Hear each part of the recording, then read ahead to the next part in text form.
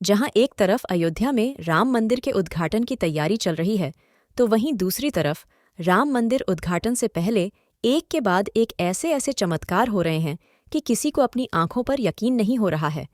राम राज्य की चर्चा हमेशा से होती रही है, मगर अब अयोध्या में हो रहे हैं ऐसे ऐसे चमत्कार की मानो अब त्रेता का रामराज्य फिर से शुरू होने वाला है।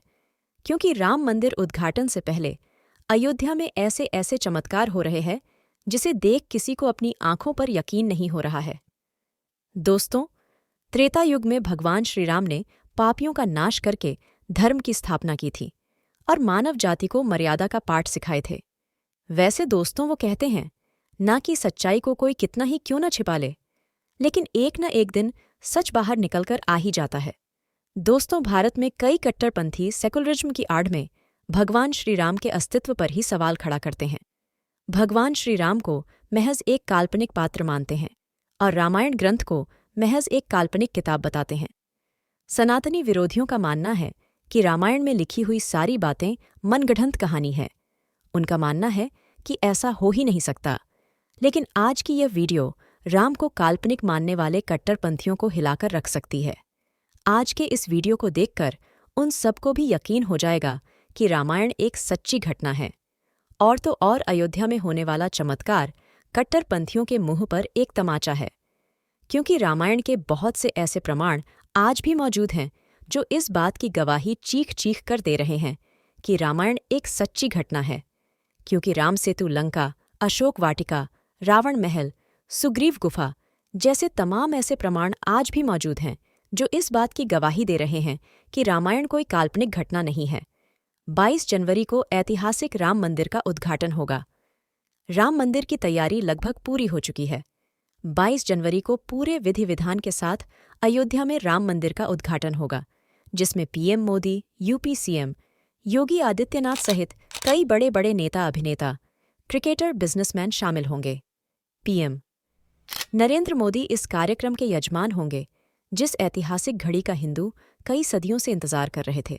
आखिरकार वह घड़ी आ ही गई और 22 जनवरी को पूरे विधि विधान के साथ राम लल्ला का प्राण प्रतिष्ठा होने के बाद मंदिर का द्वार भक्तों के लिए खोल दिया जाएगा, जहां एक तरफ देश के काफी सारे मुस्लिम भाई भगवान श्री राम को अपना पूर्वज बता रहे हैं और उनका जय जयकार कर रहे हैं, मंदिर निर्माण में अपना योगदान दे रहे हैं, तो वहीं दूसरी तरफ बहुत सारे ऐसे हिंदू हैं जो भगवान श्री राम के अस्तित्व पर ही सवाल खड़ा करते हैं और उन्हें सिर्फ एक काल्पनिक पात्र मानते हैं। हालांकि दोस्तों, सच्चाई को कोई कितना ही न दबा लें, लेकिन सच्चाई कभी छिपी नहीं है, क्योंकि सत्य सूरज की भांति चमक रहा होता है। और कुछ ऐसा ही नज़ारा देखने को मिला अयोध्या में, जहां एक तरफ राम मंदिर उद्घाटन के लिए देश विदेश से काफी सारे श्रद्धालु रामलला का दर्शन करने अयोध्या पहुंच रहे हैं, तो वहीं दूसरी तरफ प्रभु श्री राम के होने की गवाही देने स्वयं राम की सेना अयोध्या पधारे हैं। इस बात को सुनकर भले ही आपको अपने कानों पर यकीन न हो, मगर यह सच है कि भगवान श्री राम की सेना राम मंदिर उद्घाटन देखने के लिए अयोध्या की तरफ कूच कर चुकी है। पहले पंछी राज जटायु के वंशज अयोध्या पहुंचे, जिन्हें देखकर पूरा हिंदुस्तान नमस्तक हुआ। जी हाँ दोस्तों, वो राम भक्त जिन्होंने माता सीता को दुष्ट रावण से बचाने के लिए अपने प्राणों की आहुति दे दी थी। उनके वंशज राम मंदिर उद्घाटन देखने के लिए अयोध्या में प्रवेश कर चुके हैं। और अब ऐसे समय में जब अयोध्या में रामलला विराजमान होने वाले हैं, उस समय अयोध्या में जटायु जैसे पंछी का दिखना अपने आप में काफी हैरान करने वाली घटना है। इस घटना की चर्चा पूरे देश में जोरों शोरों पर चल रही है। कोई इस पंछी को जटायु जी का वंशज बता रहा है, तो कोई इसे भगवान श्रीराम का अद्भुत चमत्कार बताकर जय श्रीराम का नारा लगा रहा है। राम भक्तों का मानना है कि अयोध्या में बने राम मंदिर के दर्शन के लिए जटायु जी स्वयं अयोध्या पधारे हैं। सोशल मीडिया यूजर की माने तो राम भगवान के आने की खबर सबसे पहले पक्षियों को ही मिलती है। यहाँ सबसे हैरान करने वाली बात यह है, जिस पंछी की प्रजाति आज से दशकों पहले देश से विलुप्त हो चुकी थी, उस पक्षी का ऐसे समय में दिखना जब भगवान श्रीराम के भव्य मंदिर का उद्घाटन होने वाला है। इसीलिए यह घटना किसी चमत्कार से कम नहीं है और देश के कोने कोने में लोग इन्हीं की बातें कर रहे। राम भक्तों का मानना है कि अयोध्या में बने राम मंदिर के दर्शन के लिए जटायु जी स्वयं अयोध्या पधारे हैं। हालांकि इस घटना से वैज्ञानिक भी हैरान हैं। वैज्ञानिक इस बात से काफी परेशान हैं कि जो प्रजाति आज से कई दशक पहले विलुप्त हो चुकी थी, वो प्रजाति अचानक से कहाँ से आ गई। दोस्तों, यह घटना रामायण को काल्पनिक मानने वालों के मुंह पर करारा तमाचा है। अब आगे जो खबर मैं आपको सुनाने वाला हो, उसे सुनकर आपको अपने कानों पर यकीन नहीं होगा। सबसे पहले चलिए हम आपको उन घटनाओं से रूबरू करवाते हैं जिस इस बात की गवाही देते हैं कि भगवान श्री राम के परम भक्त हनुमान जी आज भी जिंदा है। हनुमान जी से जुड़ी एक ऐसी घटना जिसकी चर्चा भारत में ही नहीं बल्कि पूरी दुनिया में हुई थी।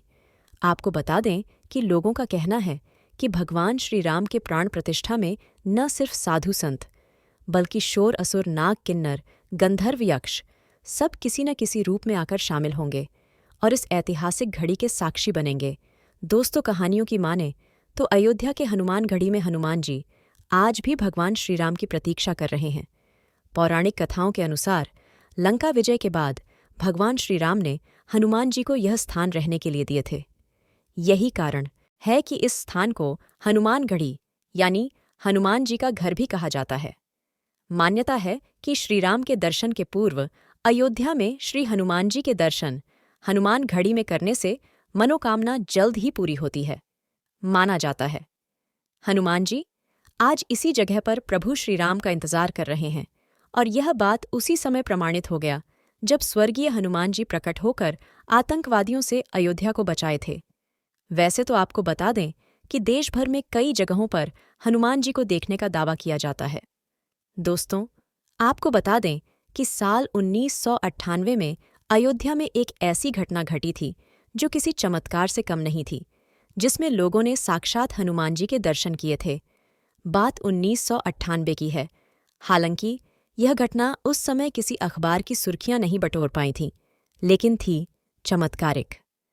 वर्ष 1998 में अयोध्या के अति संवेदनशील क्षेत्रों में आता था। करीब 20 किलो आरडीएक्स अयोध्या में आने की खबर उत्तर प्रदेश की एसटीएफ यानी विशेष पुलिस दस्ते को लगी। एसटीएफ और पुलिस ने तत्परता से कार्य करते हुए अधिकांशतः आरडीएक्स को समय रहते जब्त कर लिया और अयोध्या में किसी प्रकार की अनहोनी तो टाल दिया। लेकिन एक आतंकी बम निरोधक दस्ते का भेष बनाकर अयोध्या के सबसे प्राचीन हनुमान घड़ी मंदिर में घुस गया और उसने टाइमर सेट करके वहां ठंडे पानी की मशीन में बम लगा दिया। जब तक पुलिस ने उसे बाहर भागते समय पकड़ा और पूछताछ शुरू की, तब तक बम विस्फोट में केवल 1 मिनट का समय शेष रह गया था। तुरंत फुरत पूरा का पूरा पुलिस बल, जिसका नेतृत्व इंस्पेक्टर अविनाश मिश्रा कर रहे थे, मंदिर में घुसे और वो टाइम बम को खोजने लगे। मंदिर का हर एक कोना, हर एक गलियारा छान मारा, पर बम जैसा कुछ भी किसी को दिखाई नहीं दे रहा था कि तभी सबने देखा मंदिर के प्रांगण में बने ठंडे पानी की मशीन के पास एक छोटा वानर बैठकर अपने हाथों में 2 तार लिए उनसे खेल रहा था और मुंह में लेकर चबाए जा रहा था, जैसे कुछ काट रहा हो। पुलिस को अंदेशा हो गया कि हो ना हो इसी मशीन में बम फिट किया गया है। उन्होंने उस वानर के मुंह से तार छुड़ाने के लिए केले उसकी ओर फेंके। केले जैसे ही उस वानर की ओर फेंके गए, वैसे ही वो तार छोड़कर बिना केले लिए वहां से उतरकर चला गया, या यूं कहूं लुप्त हो गया। तुरंत बम निरोधक दस्ता वहां बुलवाया गया और जैसे ही मशीन खोली गई, उसमें से एक टाइमर सेट किया गया, बम पाया गया। बम निरोधक दस्ते में से आवाज आई, सर, इस बम को तो डिफ्यूज नष्ट किया जा चुका है। ये देखिए, टाइमर 3 सेकंड पर रुक चुका है। उस छोटे से बंदर ने तार काटकर बम को फटने से रोक दिया है। इतना ही नहीं, कुछ ही देर में सारे पुलिस बल ने हनुमान घड़ी मंदिर के शिखर पर उसी छोटे से वानर को देखा जो शिखर के कलश को सहला रहा था।